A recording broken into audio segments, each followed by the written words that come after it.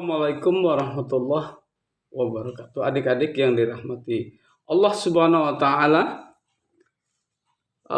puji syukur kita panjatkan kehadirat Allah Subhanahu wa taala. Pada hari ini kita dapat berkumpul bertatap muka melalui media online membahas kajian tentang kewirausahaan syariah, yang pada minggu lalu kita masuk pada bab ketiga. Adik-adik yang dirahmati Allah SWT, bab ketiga membahas tentang etika, mental, dan motivasi berprestasi dalam kaitannya ini adalah pengusaha syariah. Pengusaha syariah, adik-adik yang dirahmati Allah, kemarin kita sudah membahas tentang bagaimana etika seorang muslim dalam kaitannya dengan bisnis, sehingga ditekankan sekali bahwa etika itu diutamakan sekali dalam kaitan dalam bisnis Islam, karena tidak lepas dari semua sikap yang utama dalam bisnis Islam. Yang pertama, bahwa kita harus memiliki etika. Etika itu adalah akhlak yang karimah, akhlak yang mulia. Karena tidaklah semata-mata Nabi Muhammad diutus untuk menyempurnakan akhlak manusia, yang pada masa itu banyak kezaliman dalam kaitannya dengan niaga. Niaga itu adalah kaitannya dengan perdagangan. Perdagangan itu terkait dengan yang namanya subjeknya adalah pengusaha atau wirausaha. Pengusaha, pedagang, saudagar, itu terkait dengan pengusaha, kewirausahaan. Jadi seorang muslim tentu harus memiliki mental yang mulia, karena semata-mata mental kemuliaan itu akan membawa rahmat bagi sesama, ya.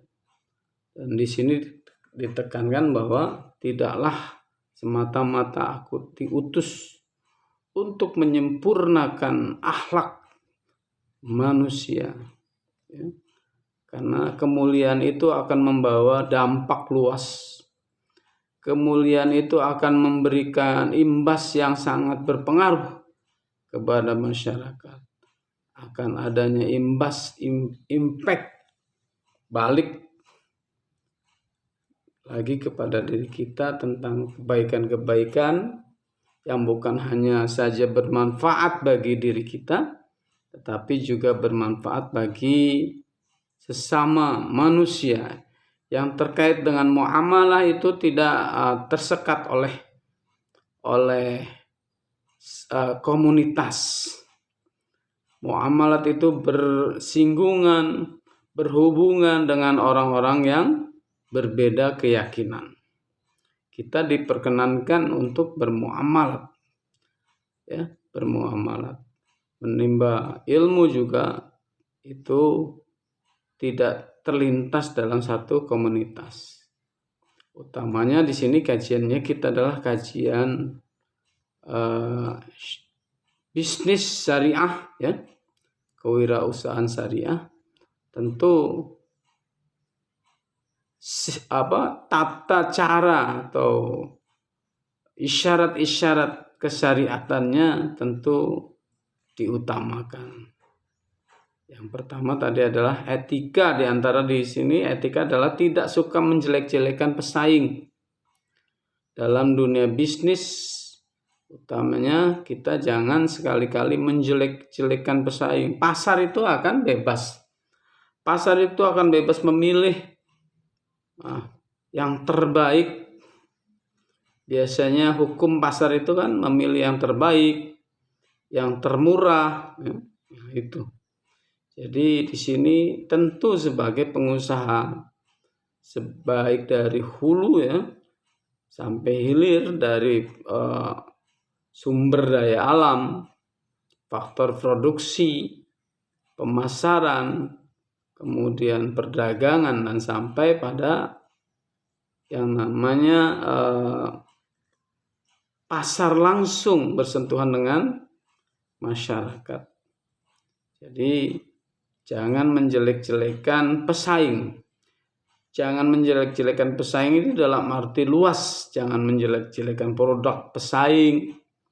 Jangan menjelek-jelekan toko pesaing.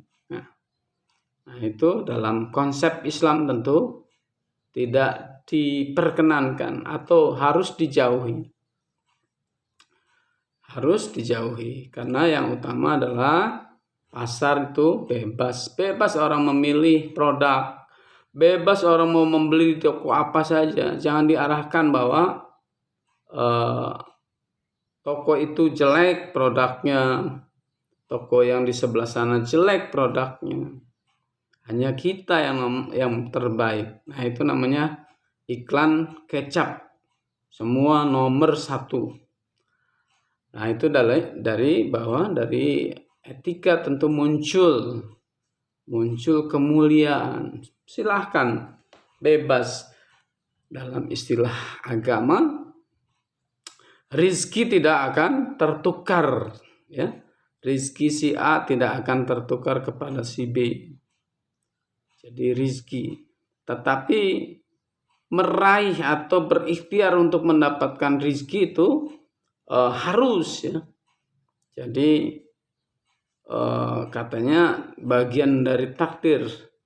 Nah, takdir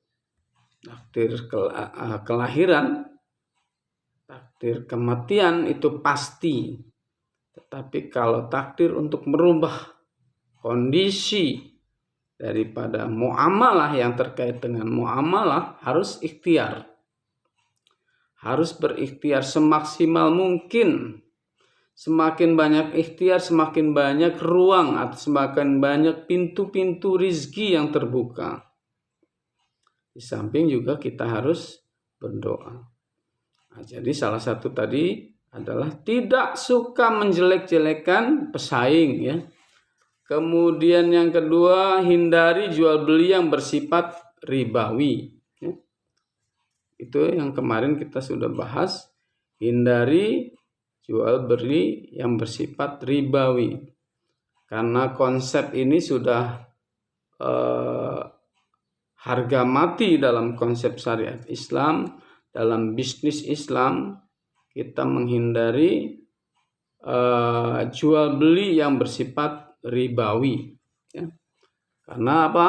Karena turunnya ayat wa ahalullahul bai' wa harramar riba itu karena pernyataan dari pedagang, dari saudagar, dari pengusaha Yahudi yang menyamakan bahwa kelebihan-kelebihan jual beli itu sama dengan kelebihan-kelebihan rente. Jadi keuntungan dari jual beli, keuntungan dari jual beli disamakan dengan kelebihan rente. Orang meminjam 1 juta, kemudian mengembalikannya 1.200.000. Itu namanya rente yang tidak adil, yang tidak ada persamaannya. Ya, jadi dia mendulang keuntungan tanpa bersusah payah. Dalam konsep jual beli tentu ada proses. Orang membeli 1 juta, dijual 1 juta, itu namanya halal. Dijual 1.200.000 misalnya. Terkait dengan kebutuhan pokok, tentu kita tidak boleh menjual barang semena-mena. Harus tunduk pada aturan dan tidak dolim. Seperti sekarang kenyataannya dalam hal terkait dengan minyak goreng misalnya. Misalnya kelangkaan minyak goreng ini faktornya apa? Apakah ditimbun? Apakah memang pabriknya sudah macet, tidak produksi lagi? Apakah kebutuhan bahan pokoknya kelapa sawitnya sudah tidak produksi lagi? Nah, ini yang berbahaya kalau ditimbun. Ya, kalau ditimbun dijual dengan harga yang mahal. Nah, ini bahwa konsep daripada bisnis Islam itu jelas. Adik-adik yang dirahmati Allah Subhanahu wa taala, menghindari jual beli yang bersifat ribawi. Ya. Karena menyamakan bahwa keuntungan dari riba itu sama dengan keuntungan jual beli. Pinjam 1.000.000, kembalinya 1.200.000. Kemudian dalam konsep jual beli, kita beli barang dengan harga 1 juta, kita jual 1.200.000. Kan sama kan ya? Nah, itu konsep pemikiran bangsa, artinya pemikiran pedagang saudagar Yahudi pada masa itu ya. Pada masa itu. Tetapi terkait dengan kebutuhan yang bersifat tidak pokok, artinya style, gaya hidup. Misalnya kita membeli jam seharga 1 juta. Kemudian ada orang yang mau membelinya 3 juta, tidak masalah. Karena itu bukan kebutuhan pokok. Bukan kebutuhan pokok. Tapi kalau kebutuhan pokok harus dilindungi. Ya. Tidak boleh menjual dengan semena-mena.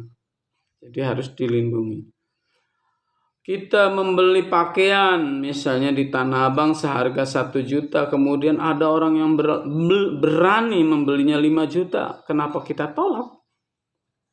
Karena terkait dengan gaya hidup, ya. Atau kita membeli sebidang tanah. Membeli sebidang tanah seharga 100 juta. Suatu hari kelak ada orang yang senang. Ada orang yang suka tanah ini. Berapapun akan dibeli. Dia mau membeli dengan harga yang tinggi. Misalnya dibeli 1 miliar. Jangan ditolak. Itu namanya rizki ya. Nah, terkait dengan karena bukan kebutuhan pokok, kita boleh mengambil keuntungan yang lebih dari pokoknya. Tetapi kalau kebutuhan pokok, sembako utamanya, harus dijaga betul. Nah, siapa penjaganya? Penjaganya adalah pemerintah yang terkait dengan perdagangan. Adik-adik yang dirahmati Allah Subhanahu wa taala, itulah perbedaan dari jual beli yang bersifat riba, menghindari jual beli yang bersifat ribawi ya. Kemudian di dalam etika lagi bahwa konsep yang ketiga adalah menumpuk barang. Tadi ya, menumpuk barang. Menumpuk barang itu untuk dijual pada masa depan dengan harga yang mahal ketika barang langka itu dalam konsep Islam tidak diperkenankan. Karena itu akan mendolimi orang lain. Ini menumpuk barang terkait dengan misalnya dengan kebutuhan barang pokok. Ya. Menumpuk barang terkait dengan kebutuhan barang pokok. Apapun ya. Kalau kebutuhan masyarakat yang terkait dengan urusan perut itu harus dilindungi. Dan tidak boleh menimbunnya. Itu etika dalam konsep bisnis Islam. Tidak boleh menimbun ya. Menimbun kebutuhan barang pokok. Jadi adik-adik, kesempatan ini ketika kelangkaan barang, orang menimbunnya ya, untuk dijual dengan harga yang mahal. Nah, tadi terkait contoh ya. Contoh langsung yang sekarang sedang tren bahwa minyak goreng ini langka. Orang antri membeli minyak goreng.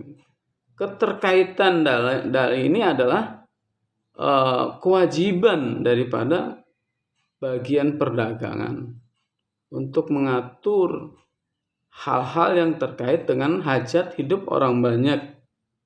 Ya, jangan sampai terjadi seperti ini, kelangkaan. Padahal katanya kita konon bahwa kita ini banyak perkebunan kelapa sawit. Kenapa sampai minyak tidak ada di sumbernya sendiri? Jadi jangan sampai seperti peribahasa tikus mati di lumbung padi. Banyaknya padi kok bisa tikus mati?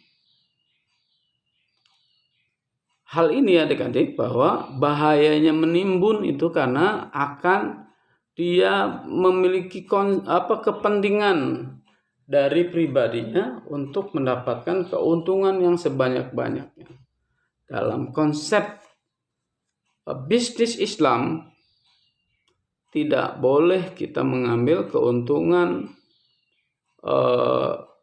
yang melebihi daripada kemampuan masyarakat yang terkait dengan kebutuhan barang pokok. Tapi kalau kebutuhan tertier, style, gaya hidup, boleh saja.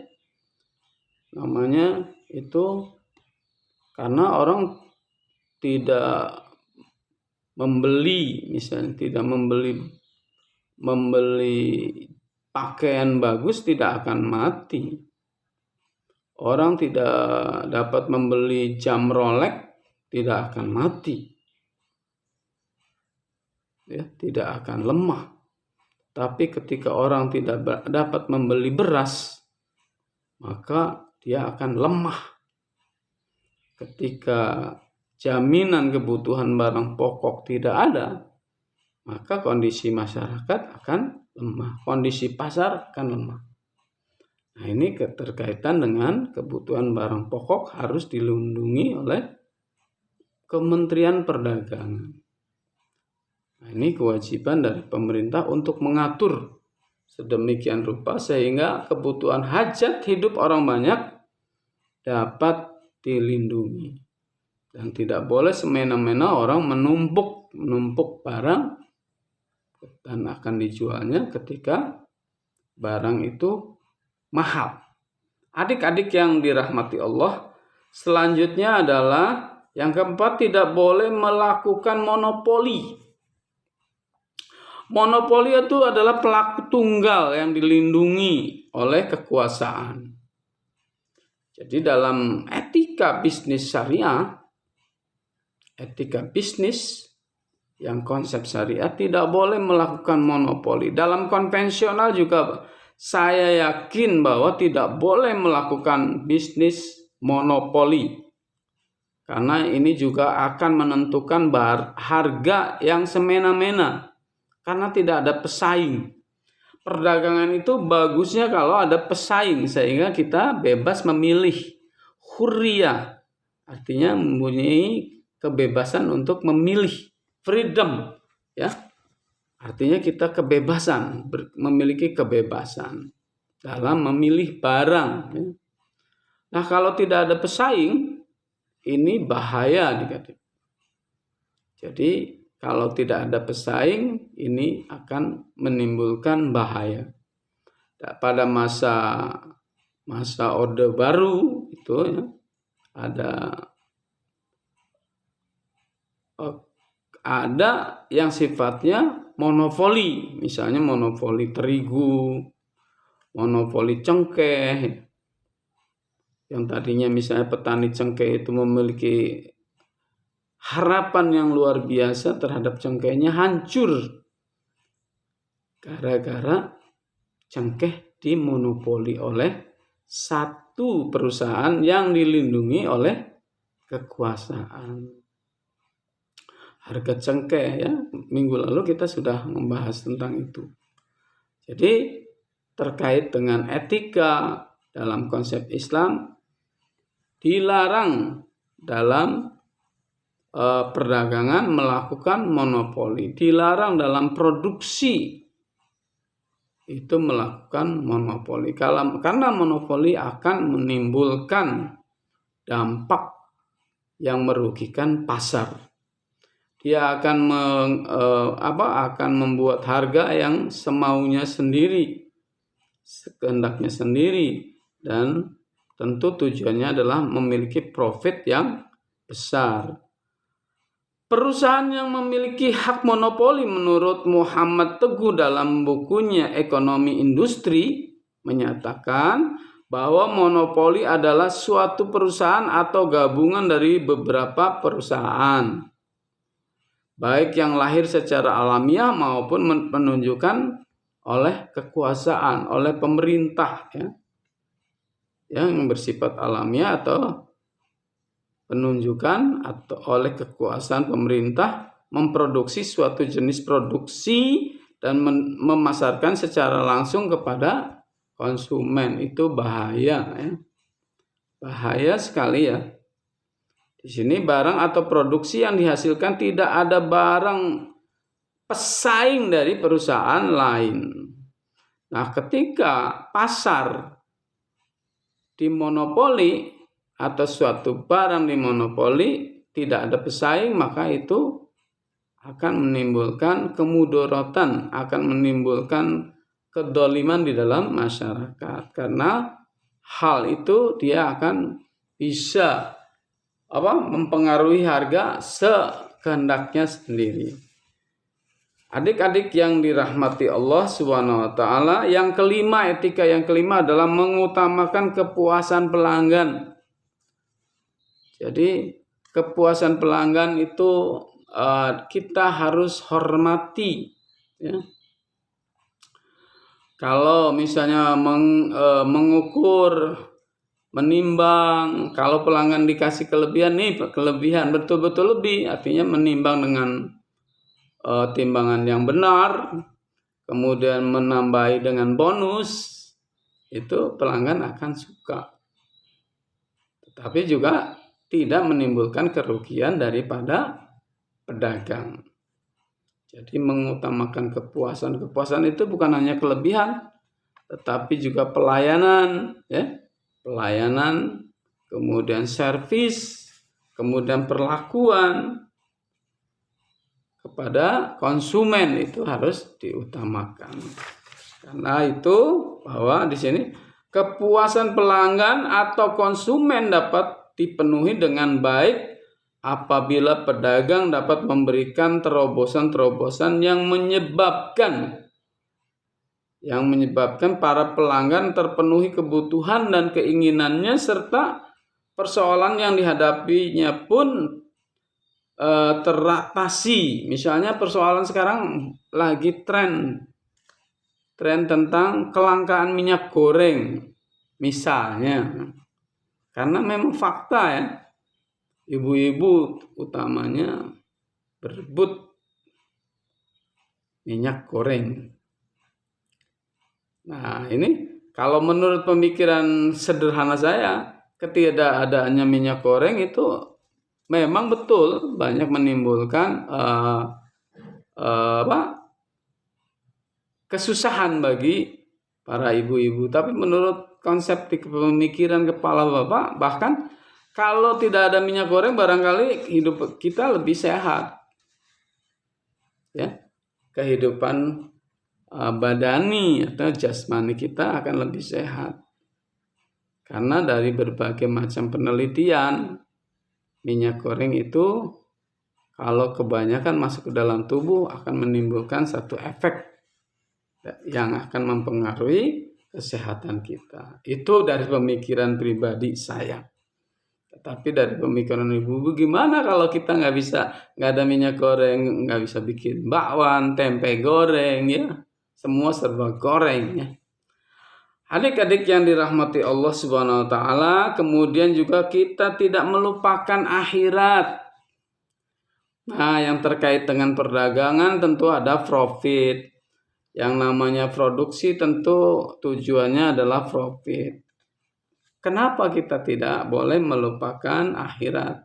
Karena apa? Karena tentu bahwa di dalam apa yang kita dapat itu ada hak-hak orang lain, yaitu zakat profesi ya. Bukan hanya zakat fitrah, tetapi zakat profesi. Zakat profesi adalah satu penghasilan yang didapat dari profesi. Jadi tidak boleh melupakan akhirat terkait dengan infak, kemudian terkait dengan zakat, terkait dengan sedekah. Ya. Jadi di dalam perusahaan-perusahaan tentu mereka juga memiliki wadah yang bertujuan untuk sosial ya. Jadi di sini jual beli adalah perdagangan dunia. Sedangkan melaksanakan kewajiban syariat Islam adalah perdagangan akhirat. Kalau kita melihat bahwa aktivitas pedagang itu sepertinya bukan seorang pahlawan, padahal pedagang itu pahlawan. Pedagang yang baik, pedagang yang benar, pedagang yang sesuai dengan konsep-konsep kebenaran, tidak menipu, tidak memanipulasi, kemudian tidak mengurangi timbangan, ya begitu juga produsen ya, produksi yang baik. Nah ini terkait dengan bahwa kita memiliki tanggung jawab bahwa pedagang, produsen, kemudian pelaku ekonomi mereka adalah pahlawan. Mereka memiliki value, memiliki nilai-nilai ibadah. Aktivitas yang tujuannya untuk kebaikan bukan untuk menipu itu adalah memiliki nilai-nilai ibadah. Jadi pedagang itu juga seorang pahlawan, seorang pejuang, ya, seorang yang sedang melakukan aktivitas ibadah, tapi dengan syarat-syarat seperti konsep-konsep itu, tidak ada manipulasi, tidak monopoli, tidak menumpuk-numpuk barang dijual dengan harga yang mahal. Nanti suatu saat kelak ketika barang langka kan gitu. Kemudian tidak mengurangi timbangan, kemudian tidak mengurangi takaran, ukuran, ya, itu merupakan satu bentuk ibadah ya. Jadi sedangkan melaksanakan kewajiban syariat Islam adalah perdagangan akhirat. Keuntungan akhirat pasti lebih utama dibandingkan dengan keuntungan yang didapat di dunia. Maka para pedagang muslim sekali-kali tidak boleh terlalu menyibukkan dirinya semata-mata untuk mencari keuntungan materi ya. Tetapi dengan menyeimbangkan dari keuntungan materi itu untuk akhirat ya. Jadi menyeimbangkan sehingga jika datang waktu sholat, nah ini kewajiban ya. Kewajiban. Kan berdagang juga sedang beribadah ya. Melakukan aktivitas ekonomi juga sedang beribadah ya. Tentu kalau datang waktu sholat mereka wajib melaksanakan sholat ya. Idealnya adalah tepat waktu. Sebaik-baiknya sholat dilakukan pada awal waktu.